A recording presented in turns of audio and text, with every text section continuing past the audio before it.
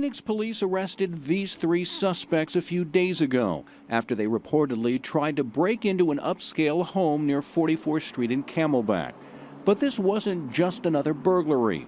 Investigators believe all three of these individuals are tied to a South American crime organization that's been targeting homes here in the Valley and across the country for months. We definitely think of sometimes property crimes as just crimes of opportunity. That's not necessarily the case in these. These are, again, once events that they're looking, they know what they're looking for.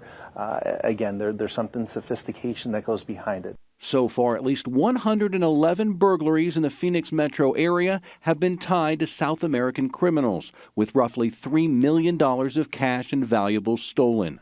This is surveillance video of crooks leaving a home in Scottsdale.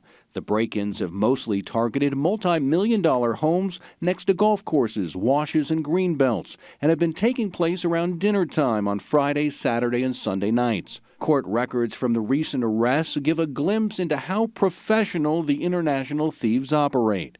The criminals are known to provide fictitious ID cards and passports. They utilize cellular and Wi-Fi jamming devices to disable video surveillance equipment, alarm systems, and cell signals. Phoenix police say the suspects they arrested were carrying a window punch tool, which is used to break glass.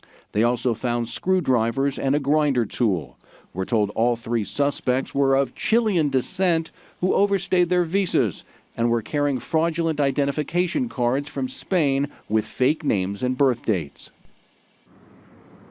We've also learned all of these suspects have criminal histories in several states for burglary, forgery, and providing false information to law enforcement. All three are currently being held on a $200,000 cash bond. That's a $200,000 cash bond for each of the suspects. Authorities worry there are others just like them still at large. In Phoenix, Jason Berry for Arizona's Family.